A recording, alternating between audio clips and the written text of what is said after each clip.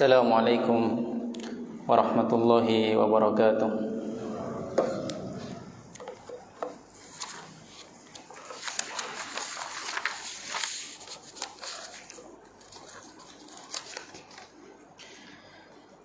Innal hamdalillah nahmaduhu wa nasta'inuhu wa nastaghfiruh wa na'udzu billahi min shururi anfusina wa min sayyiati a'malina may yahdihillahu fala mudilla lahu wa may yudlil fala hadiya lahu asyhadu an la ilaha illallah wahdahu la syarika lah wa asyhadu anna Muhammadan abduhu wa rasuluh sallallahu alaihi wa ala alihi wa sahbihi wa sallama tasliman mazida amma ba'du.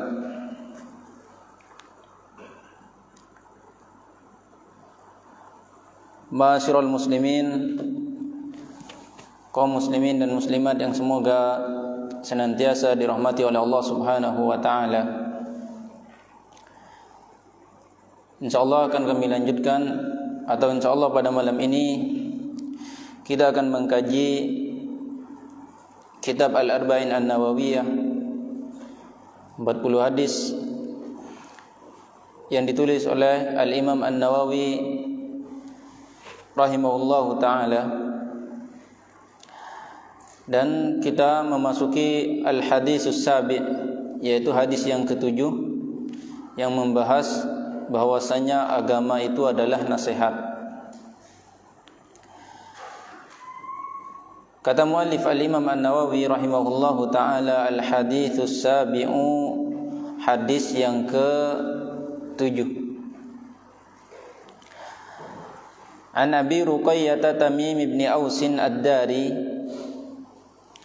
radhiyallahu anna an-nabiy sallallahu alaihi wasallam qala ad-dinun nasihah.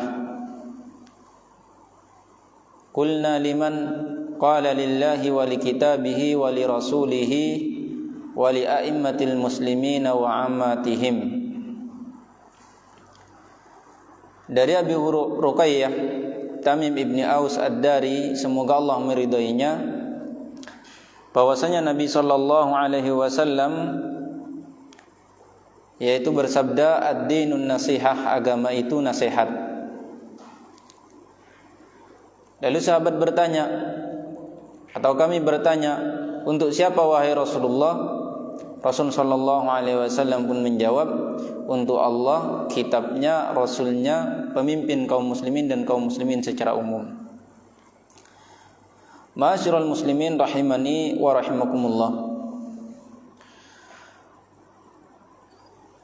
Hadis ini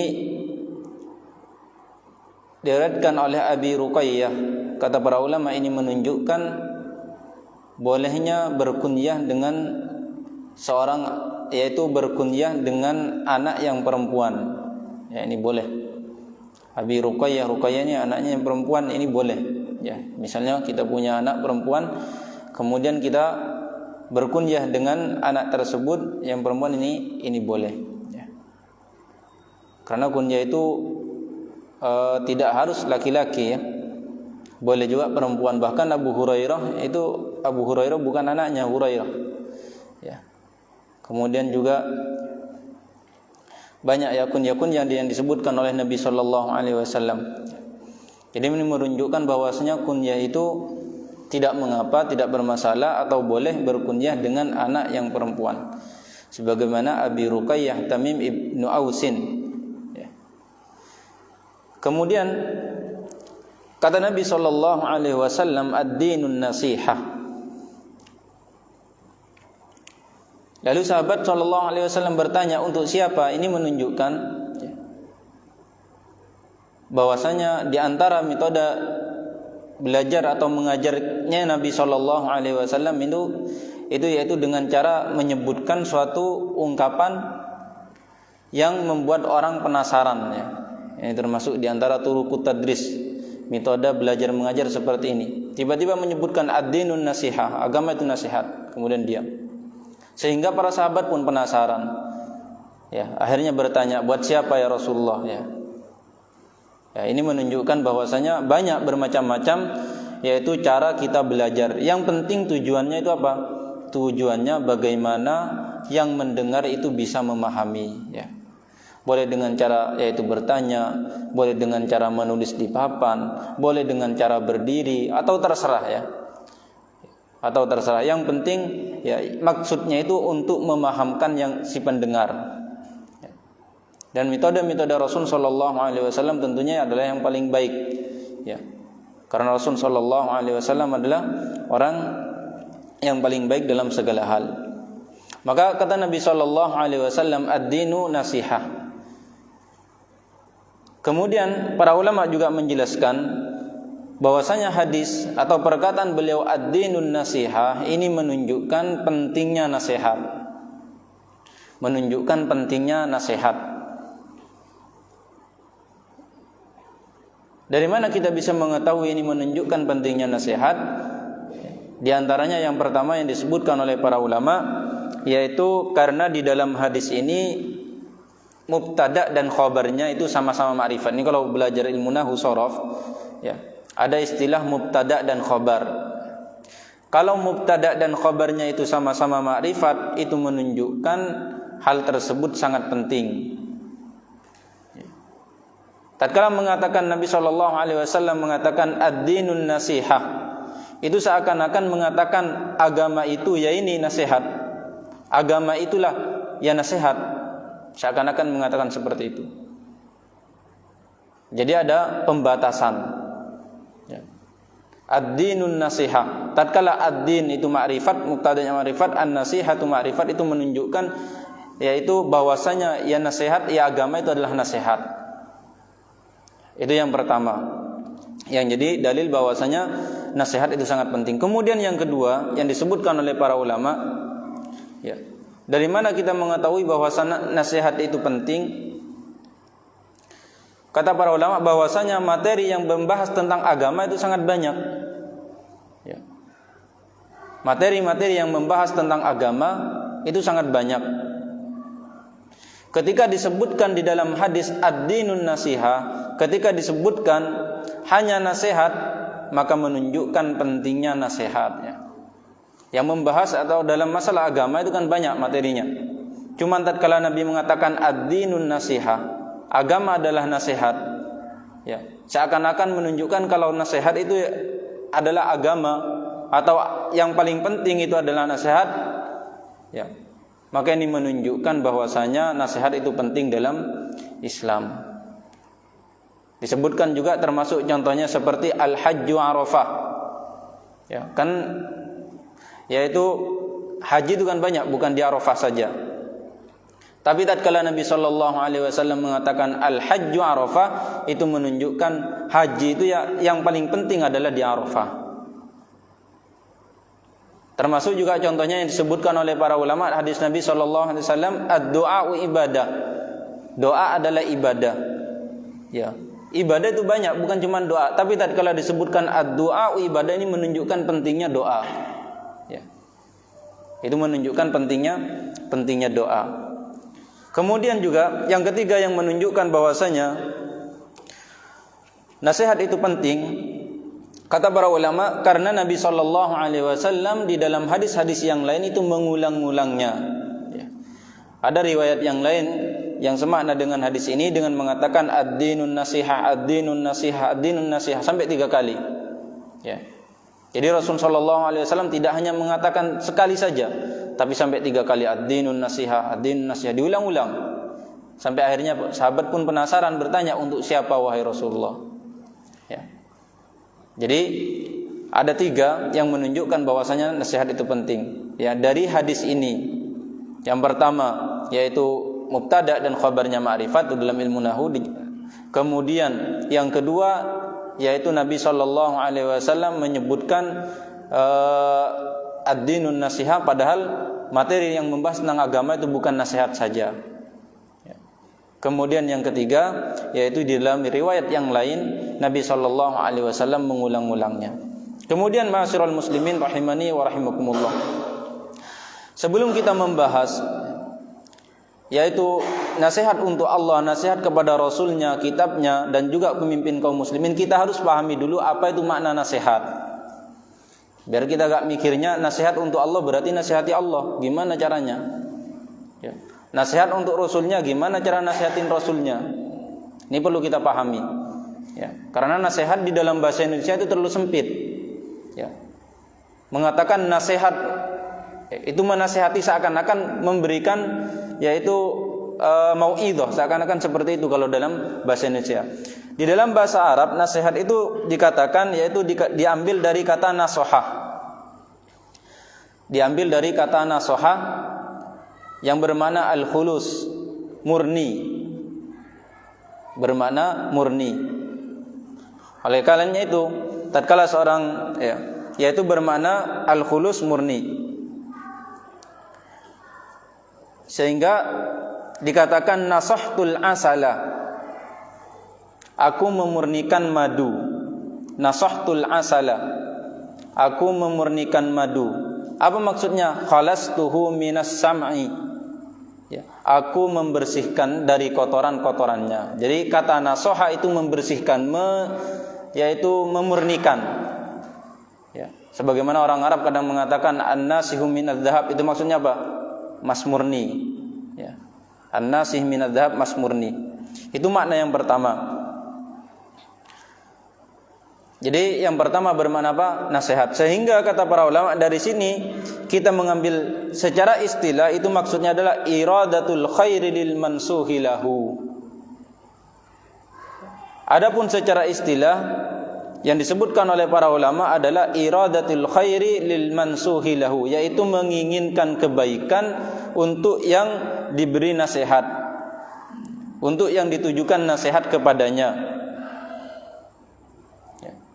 Nasihat secara istilah adalah iradatul khairi lil mansuhi lahu, menginginkan kebaikan kepada yang dituju untuk diberikan nasihat, ya, memberikan hal yang terbaik bagi yang ditujukan nasihat kepadanya.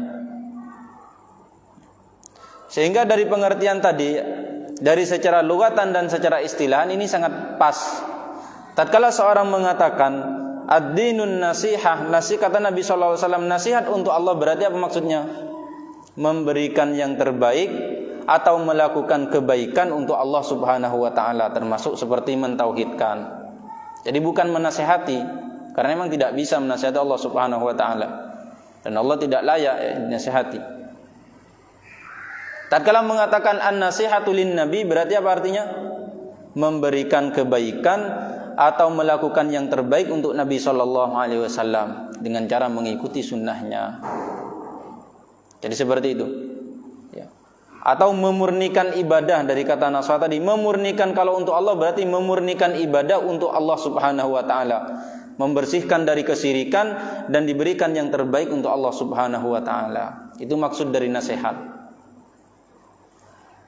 Ada juga sebagian ulama mengatakan an-nasihah atau dengan makna yang lain secara bahasa, ya, an-nasihatu itu bermakna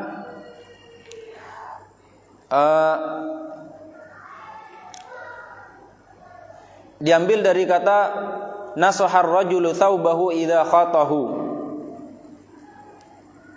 Seseorang itu memperbaiki bajunya yaitu dengan menjahitnya.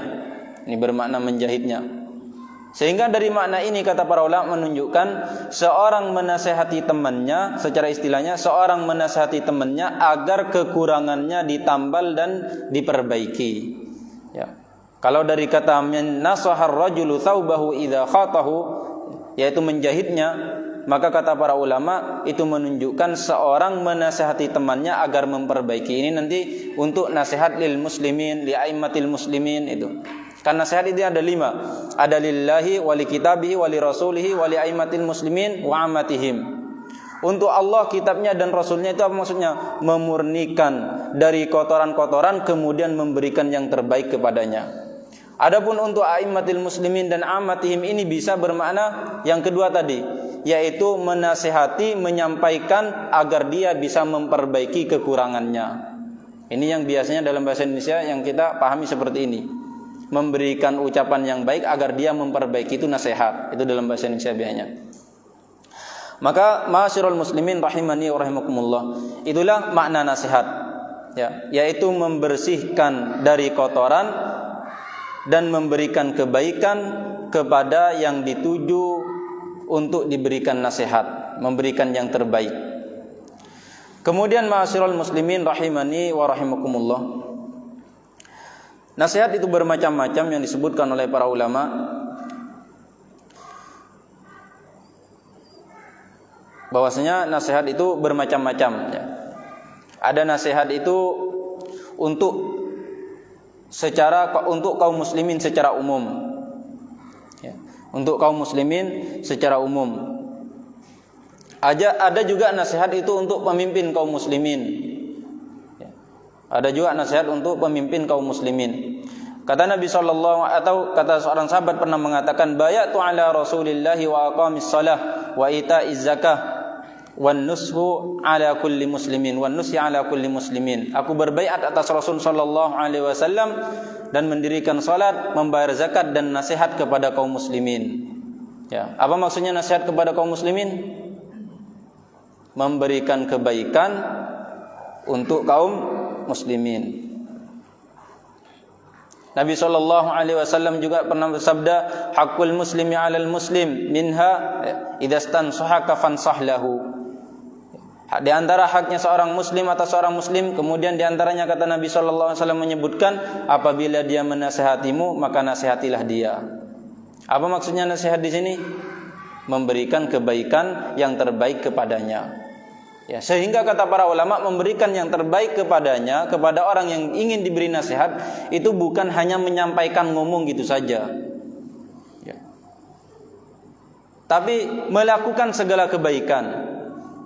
Ya, misalnya kita menjumpai tetangga kita misalnya membutuhkan bantuan kita, kemudian kita membantunya, itu juga nasihat, masuk nasihat. Kenapa? Karena memberikan kebaikan. Atau misalnya kita menjumpai kamar mandi kerannya masih hidup, gak dimatikan, lalu kita matikan kerannya, berarti kita itu termasuk memberikan nasihat. Kenapa? Karena memberikan kebaikan, kasihan airnya habis. Menjumpai lampu di masjid misalnya belum dimatikan, ya, kemudian kita matikan, itu juga masuk nasihat. Kenapa? Karena nasihat itu kata para ulama bermakna tadi menginginkan yang terbaik kepada yang ingin diberikan nasihat, ya. Jadi seperti itu. Jadi jangan menganggap nasihat kepada kaum muslimin, ya, nasihat kepada Allah Subhanahu wa taala, kepada Rasulnya, kepada kitabnya, ya, atau nasihat kepada pemimpin itu ngomong gitu saja, enggak, ya.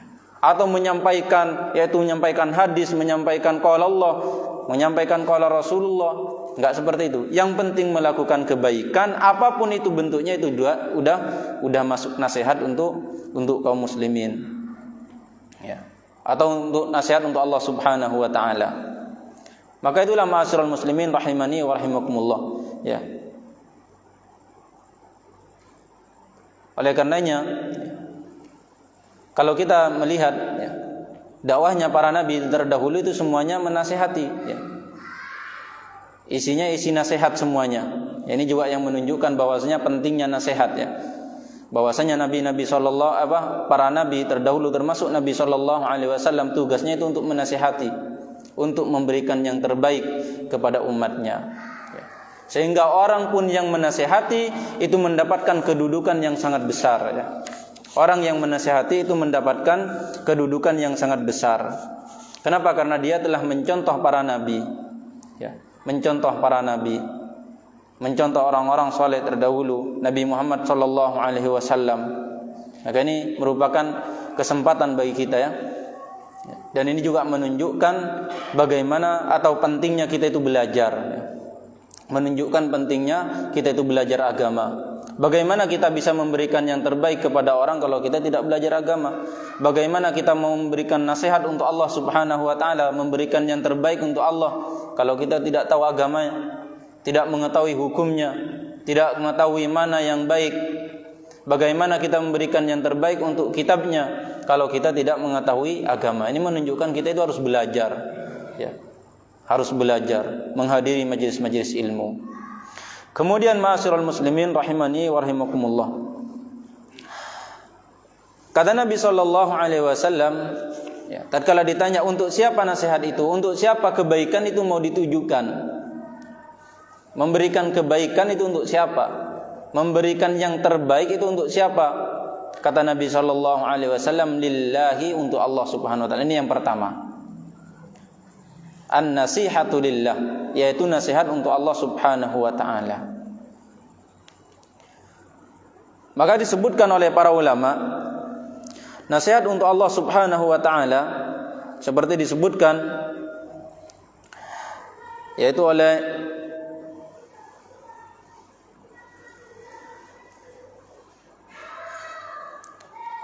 Al-Imam Ibnu Daqiq al-Aid, ya.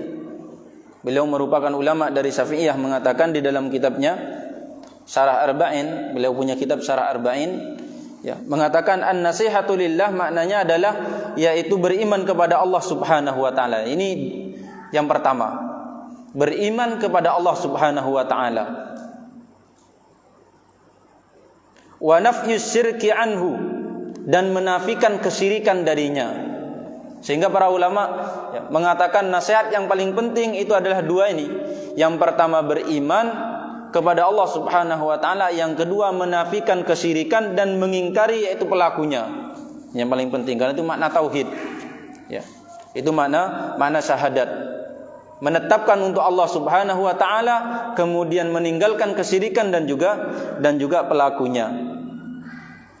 Jadi mentauhidkan Allah, kemudian meninggalkan kesyirikan dan pelakunya. Ini nasihat. Jadi kalau kita beriman kepada Allah Subhanahu wa taala, mengucapkan dengan lisannya kalimat tauhid, meyakini dengan hatinya, kemudian melakukan amalan-amalan, maka ini berarti kita sudah berbuat baik, memberikan yang terbaik kepada Allah Subhanahu wa taala. Meninggalkan kesyirikan, ini termasuk juga nasihat untuk Allah. Kita tahu syirik itu adalah dosa besar, kemudian kita tinggalkan. Tidak cukup sampai situ, kata para ulama, termasuk nasihat adalah mengingkari orang-orang yang itu menyekutukan Allah Subhanahu wa taala. Kita menjumpai orang ada yang berbuat syirik dan yang lainnya, kita nasihati, kita ingatkan, itu termasuk dalam bentuk nasihat untuk Allah Subhanahu wa taala. Ada orang yang kufur kepada Allah Subhanahu wa taala, ada orang yang mengingkari Allah Subhanahu wa taala, bahkan tidak percaya kepada Allah Subhanahu wa taala, maka ini tugas kita harus membantah. Ya. Kita harus mengingatkan, harus membantahnya, menjelaskan kalau itu adalah pemahaman yang menyimpang. Ini sekali lagi menunjukkan kita itu harus belajar, ya. Harus belajar. Karena apalagi sekarang, ya, banyak pemikiran-pemikiran orang-orang yang tidak percaya kepada Allah Subhanahu wa taala. Tidak meyakini adanya Allah Subhanahu wa taala, ya, sebagai bentuk nasihat kita kepada Allah Subhanahu wa taala, dan juga menasihati orang muslimin, kaum muslimin biar terselamatkan dari hal tersebut, maka kita butuh belajar, ya, butuh belajar. Kemudian juga dikatakan oleh yaitu Ibnu Daqiq al-Aid di sini, kemudian juga yaitu meninggalkan penyelewengan dalam sifat-sifatnya. Ini tidak boleh menyelewengkan sifat-sifat Allah Subhanahu wa taala. Ini Ibnu Daqiq al-Aid yang mengatakan. Ulama dari Syafi'iyah mengatakan di antara bentuk nasihat kepada Allah yang berikutnya adalah tidak menyelewengkan sifat-sifat Allah Subhanahu wa taala. Memalingkan maknanya atau memaknai tidak sesuai dengan maknanya, merubah lafadznya. Tidak boleh. Kemudian juga mencucikan dari semua, yaitu semua sifat-sifat yang kurang. Ini yang berikutnya. Jadi disucikan. Sebagian ada orang yaitu mensifati Allah Subhanahu wa taala seperti sifat makhluk, maka kita harus mengingkarinya. Ya. Kita harus menyucikan dari perkataan-perkataan tersebut. Ini termasuk nasihat untuk Allah Subhanahu wa taala. Wal qiyamu bi ta'atihi. Kemudian melaksanakan yaitu melakukan perintahnya atau melakukan ketaatan. Wajtinabu maksiatihi, dan mengingkari atau meninggalkan, menjauhi maksiat kepadanya. Ini diantaranya juga. Wal hubbu fihi, ya. Kemudian mencintai karena Allah Subhanahu wa taala. Wal bughdu fihi, membenci karena Allah Subhanahu wa taala. Ini termasuk, ya, cinta kepada Allah Subhanahu wa taala, membenci karena Allah Subhanahu wa taala. Wa jihadu man kafara bihi, memerangi orang-orang yang kafir kepada Allah Subhanahu wa taala. Ini termasuk tadi, ya, orang yang menyekutukan Allah, berbuat kufur kepada Allah, kita pun harus menjelaskan, ya. Ini termasuk bentuk nasihat kepada Allah Subhanahu wa taala. Wal i'tirafu bi ni'matihi, ya. Kemudian juga yaitu mengakui nikmat-nikmat Allah Subhanahu wa taala. Alhamdulillah, Allah Subhanahu wa taala berikan kenikmatan kepada kita, ya, kita akui. Ini termasuk bentuk nasihat kepada Allah Subhanahu wa taala. Jadi nasihat kepada Allah Subhanahu wa taala itu bukan yaitu menasihati Allah, tapi memberikan yang terbaik, melakukan yang terbaik di hadapan Allah Subhanahu wa taala. Wasyukru 'alaiha, bersyukur atas nikmat-nikmatnya. Wal ikhlasu fi jami'il umur wad du'a. Ya, kemudian ikhlas dalam segala perkara, yaitu ikhlas di dalam segala perkara, dalam ibadah, ya, kepada Allah Subhanahu wa taala. Kemudian berdakwah kepada hal tersebut, maksudnya berdakwah untuk ikhlas, berdakwah untuk bersyukur kepada nikmat Allah, berdakwah mengajak manusia untuk mensyukuri nikmat Allah Subhanahu wa taala. Wat talattufu bin nas, ya, kemudian juga berlemah lembut kepada manusia, ya. Jadi banyak nasihat-nasihat yang disebutkan oleh Al-Imam Ibnu Daqiqil Id dalam kitabnya, ya. Dan para ulama mirip-mirip seperti itu semuanya. Yang intinya nasihat kepada Allah Subhanahu wa taala itu adalah memberikan yang terbaik, cinta kepada Allah Subhanahu wa taala, mencintai orang yang cinta kepada Allah Subhanahu wa taala, ini juga termasuk, ya. Jadi itu nasihat-nasihat yang dimaksud dengan nasihat kepada Allah Subhanahu wa taala. Kemudian kata Nabi sallallahu alaihi wasallam, wali kitabihi, dan juga yang kedua adalah nasihat untuk kitabnya.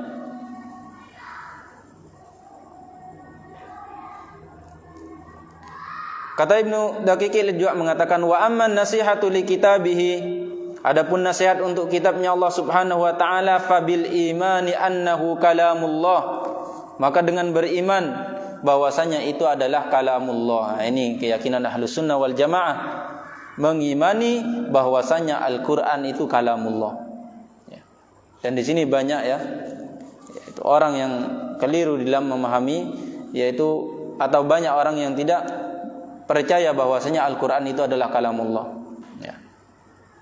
Kalau mengatakan Allah Subhanahu wa taala itu Maha Esa, semuanya tahu, ya.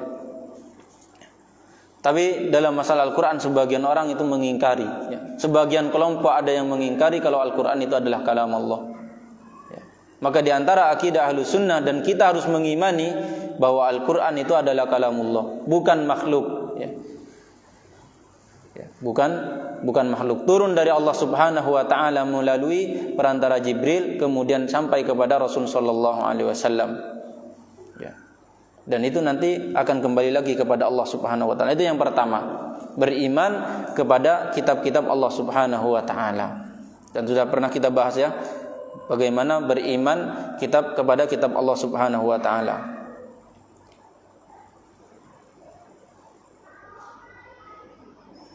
Kemudian juga, ya, beriman bahwasanya itu adalah kalamullah Subhanahu wa taala dan turun dari Allah Subhanahu wa taala dan tidak menyerupai kalam manusia. Ini harus kita yakini. Dan tidak ada seorang pun yang mampu untuk menciptakan yang sepertinya, ya. Tidak ada seorang pun yang bisa yaitu membuat seperti Al-Qur'an, kemudian mengagungkannya, ya. Al-Qur'an harus digagungkan, tidak boleh diletakkan sembarangan, ya. Kepada kitab aja para ulama itu sangat menjelaskan adab-adab terhadap kitabnya. Bagaimana menaruhnya harus pelan-pelan. Kemudian kitab tidak boleh ditekuk, ya, tidak boleh digulung-gulung, apalagi dengan kalamullah Subhanahu wa taala. Maka ini tentu lebih diperhatikannya. Sampai para ulama itu menjelaskan kitab aja, kitab yang seperti ini tidak boleh ditaruh sembarangan. Ya, tidak boleh ditaruh yaitu ditumpukan buku-buku yang lain yang itu bukan berisi kitab. Misalnya kitab taruh bawah kemudian diisi kitab yang lain, atau diletakkan barang-barang yang itu bukan kitab, cuman buku biasa, ini tidak boleh ya, kurang beradab. Sampai seperti itu para ulama. Apalagi dalam Al-Qur'an ya. Maka tentu Al-Qur'an lebih kita jaga lagi. Ya, taruh Al-Qur'an paling atas ya. Kalau misalnya ada kitab fikih, ada kitab hadis, kemudian ada kitab tafsir ya, maka lebih baiknya kitab tafsir taruh paling atas. Ya, apalagi yang murni Al-Qur'an. Maka ini perlu kita perhatikan. Kemudian juga wa ta'dhimi wa tilawatihi. Nah, ini termasuk nasihat kepada Al-Qur'an. Membacanya ya. Jadi Al-Qur'an bukan ditaruh saja. Ya. Bukan cuma dijadikan pajangan. Ya. Tapi Al-Qur'an itu untuk dibaca.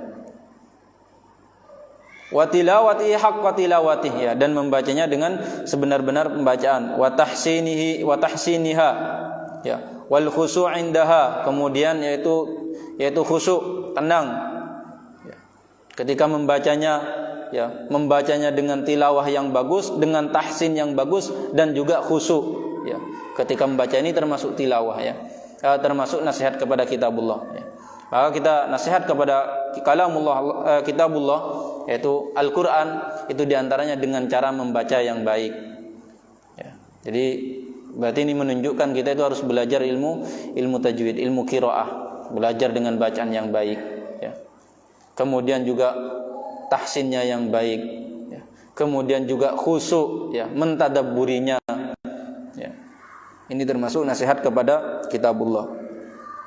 Kemudian juga wa iqamu hurufihi fit tilawah, wa iqamatu hurufihi fit tilawah, sampai seperti ini beliau mengatakan ya. Kemudian huruf-hurufnya itu yang jelas ketika membaca, yang jelas. Kemudian berpaling dari takwilan orang-orang yang menyimpang. Nah, ini ada orang yang menyimpang, menakwilkan Al-Qur'an sembarangan ya. Mengatakan yaitu bahwasanya al-istiwa bermakna isti'la ya. Atau yadun bermakna kudrah dan yang lainnya. Ini kita harus berpaling dari perbuatan-perbuatan seperti ini. Kemudian selanjutnya wat tasdiqu bima fihi, membenarkan apa yang di dalamnya. Ini apa yang datang dari Al-Qur'an kita harus benarkan ya, tidak boleh kita mengingkarinya, karena Al-Qur'an adalah kalamullah ya. Kemudian itu diturunkan melalui Jibril dan sampai kepada Rasul sallallahu alaihi wasallam. Kemudian juga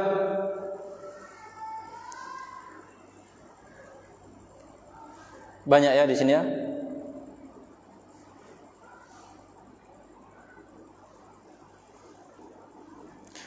Dan beramal dengan hukum-hukumnya, ini diantaranya. Beramal dengan hukum-hukumnya. Kemudian memikirkan sesuatu yang takjub-takjub, yang menakjubkan, at-tafakkur ya. Dan seterusnya yang disebutkan oleh muallif ya, oleh Al-Imam Ibnu Daqiq. Jadi nasihat kepada Al-Qur'an itu bukan dengan cara ya, bukan dengan cara menasihati Al-Qur'an. Ya gimana nasihati Al-Qur'an? Ya Al-Qur'an enggak bisa bicara, enggak bisa dengarkan. Tapi apa maksudnya? Seperti tadi, kita memberikan yang terbaik, membacanya, membaca sesuai makharijul hurufnya, sesuai dengan tilawahnya yang bagus ya. Kemudian memikirkan nikmat-nikmat yang ada di dalamnya ya. Kemudian mengagungkannya, meletakkan dengan cara yang baik ya, berhukum dengan hukum yang ada di dalam Al-Qur'an ya, mengingkari orang-orang yang telah menakwilkan Al-Qur'an dan yang seterusnya.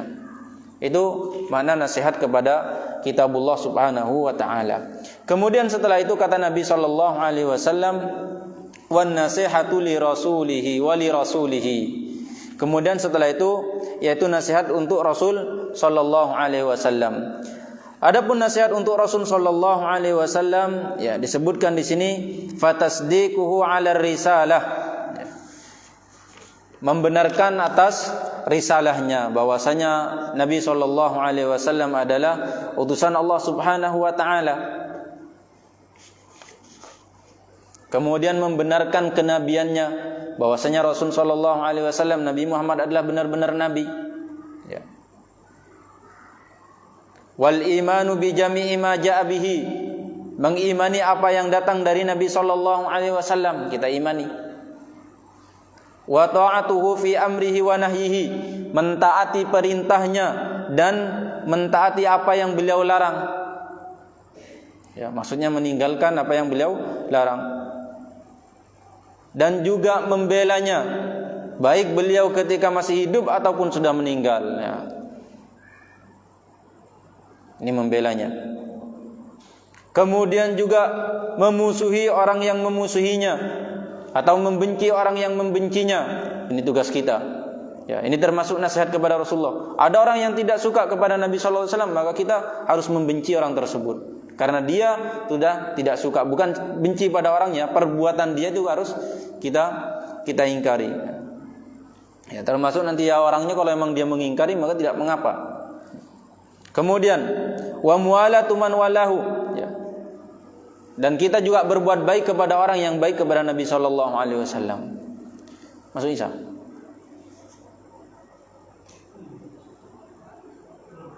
Kemudian memuliakannya, mengagungkannya, menghidupkan metode beliau dan sunnah-sunnahnya, ya. Kemudian juga yaitu memenuhi panggilannya, menebarkan sunnahnya. Ini termasuk nasihat kepada Nabi sallallahu alaihi wasallam. Tidak buruk sangka kepada Nabi sallallahu alaihi wasallam.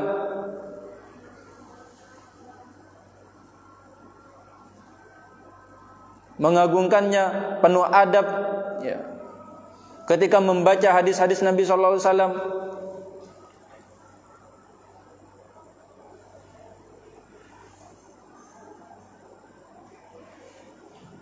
kemudian juga sudah, ya. Kemudian yang terakhir, terakhir lagi, ya, tentang nasihat kepada Rasul sallallahu alaihi wasallam adalah yaitu memberikan atau berakhlak dengan akhlak Nabi sallallahu alaihi wasallam, ya. Jadi itulah nasihat kepada Nabi sallallahu alaihi wasallam, memberikan yang terbaik, ya, mengamalkan sunnahnya, mengimaninya dan juga membenarkan kabar-kabarnya. Baik, kita lanjutkan setelah azan.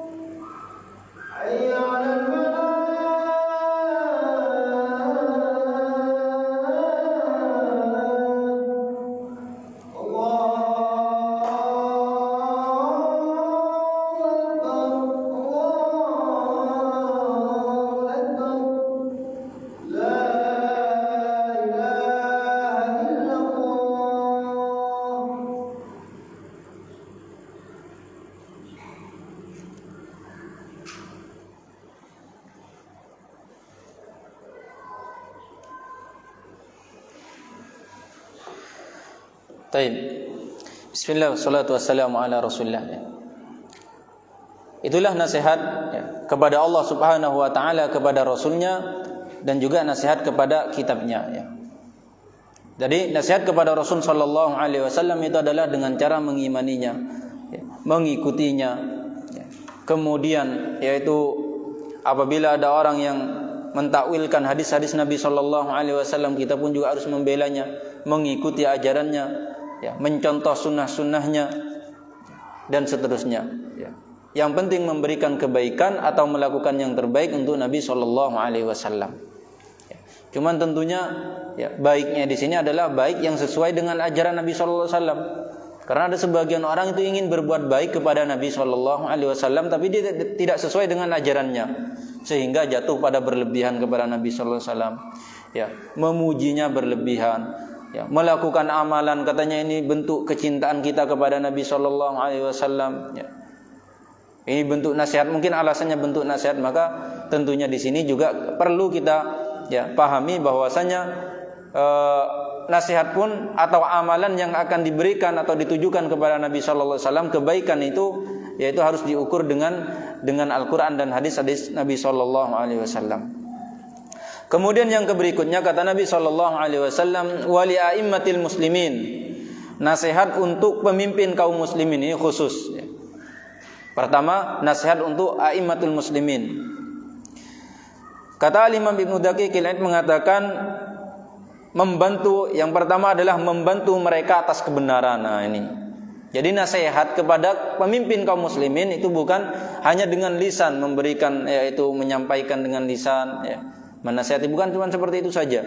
Tapi di antaranya adalah membantu mereka atas kebenaran, ya. Ini termasuk nasihat. Kemudian mentaati mereka. Kemudian memerintahkan mereka pada yang baik.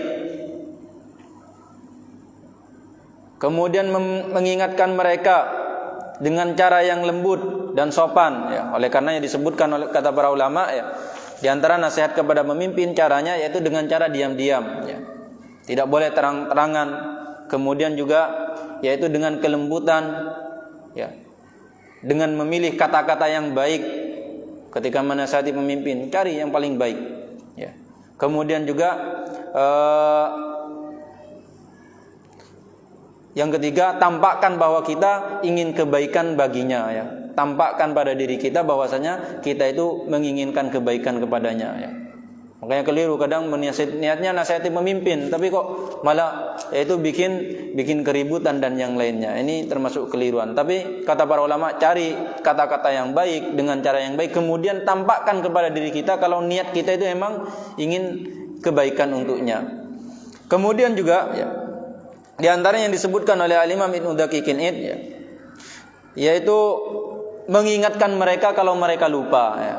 Namanya manusia, termasuk pemimpin juga, namanya manusia kadang lupa, ingatkan, ya. Kemudian juga tidak boleh memberontak atas mereka dengan pedang. Kemudian juga mengajak manusia untuk mentaati mereka. Tentunya ketaatan yang itu sesuai dengan ajaran Allah Subhanahu wa taala dan Rasulnya, ya. Yaitu mentaati pemimpin apabila itu berupa kebaikan, ya. Mengapa ajak orang-orang untuk mentaatinya kalau memang itu kebaikan, ya. Kemudian salat di belakang mereka, ya, ini. Salat di belakang mereka, berjihad bersama mereka, ya.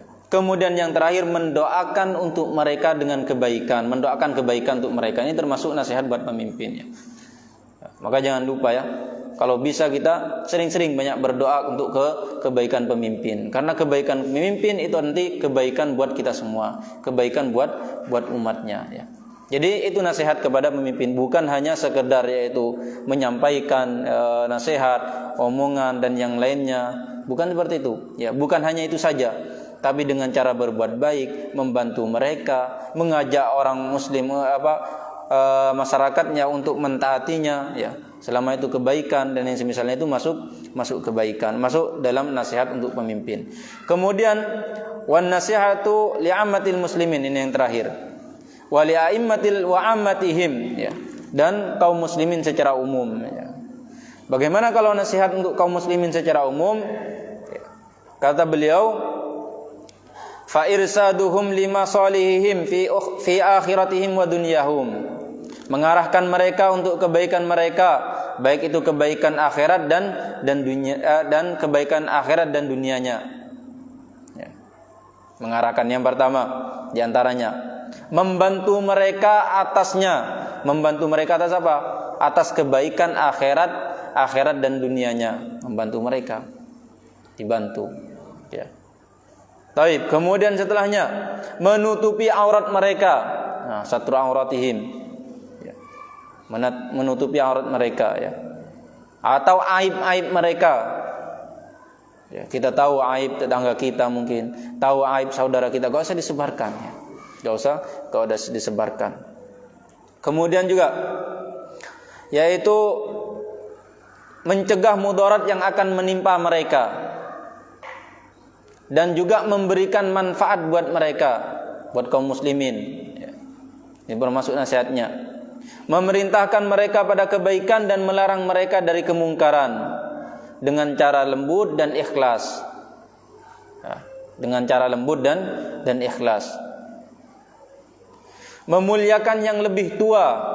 Ini di antara nasihatnya. Kemudian kasih sayang pada yang lebih muda. Kemudian juga memberikan mau'idhah yang baik, dan tidak boleh menipu, tidak boleh hasad pada mereka, mencintai mereka sebagaimana cintanya kita pada diri sendiri, membenci mereka sebagaimana kita membenci, yaitu untuk diri sendiri, ya. Maksudnya apa? Ya, maksudnya kalau ada sesuatu yang mungkin kita gak suka pada diri kita, ya jangan diberikan kepada orang lain. Kemudian membela harta mereka, kehormatan mereka, dan selain itu yaitu baik dengan ucapan atau dengan perbuatan. Ini ya, menjaga harta-harta kaum muslimin, saudara-saudara kita, ya, membela kehormatannya.